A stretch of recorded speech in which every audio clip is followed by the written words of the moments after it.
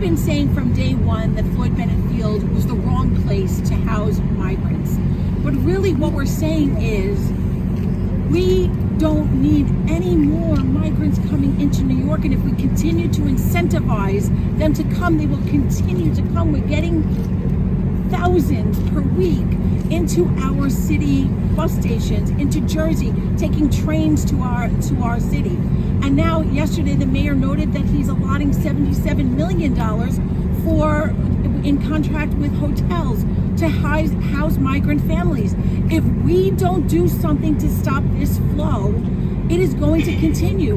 We have been asking Joe Biden, we have been begging Senator Schumer, we need the borders closed. But if the borders will not close, then we have to do something that's going to save New York City, that's going to save the surrounding communities. We have complaints from the adjacent community, which I represent in Bell Harbor and Apondet and in Broad Channel, where there has been crime and illegal scooters on mopeds on sidewalks, and potential break-ins in homes, and begging at the doors, asking for money, holding up their phones and saying, I'm a migrant from Floyd Bennett Field, please give me money.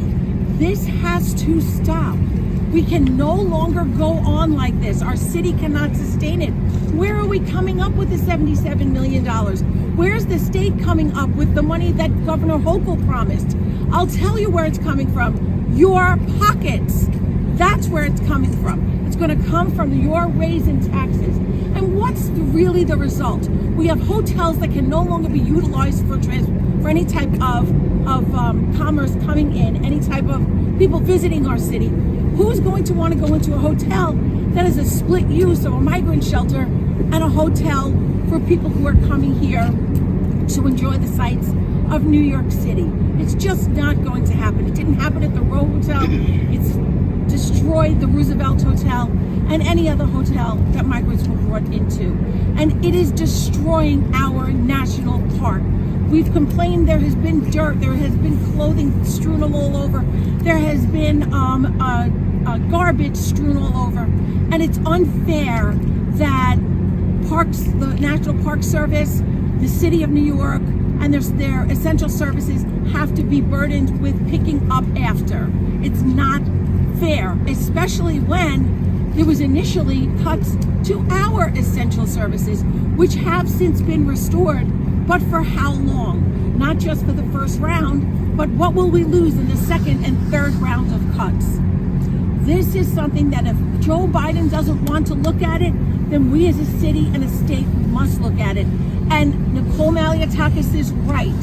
We must interpret the right to shelter as what it is meant to be for our homeless New Yorkers, because we've forgotten about the 65,000 homeless New Yorkers that were here when Bill de Blasio left office. Where are they? Did they evaporate? Did our homeless veterans evaporate? And if we have $77 million to spare, let's put it into making sure that we have better immigration reform and make people who have been waiting 10 and 11 years, be sure they become citizens. But they've been pushed back. They've been pushed back on the line, and migrants who have entered illegally are being pushed ahead so that they can gain their citizenship or an expedited work authorization. That's not fair. That's not how America was built. America was built on migration. My own grandparents came here, but they came here through the right channels, and they came here lawfully.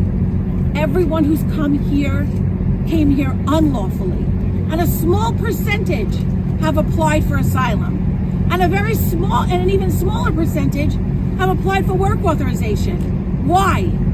Because they're riding around on motor scooters and have cars with paper plates, and they're terrorizing our roads and our sidewalks, and they're even kind of dipping into the deliverista business, because they're delivering for all of these delivery services, which we're now taking to task at the city council that they should have better restrictions. So I stand with everything that the Congresswoman said, and I know that Floyd Bennett Field is not the place to have a migrant base camp.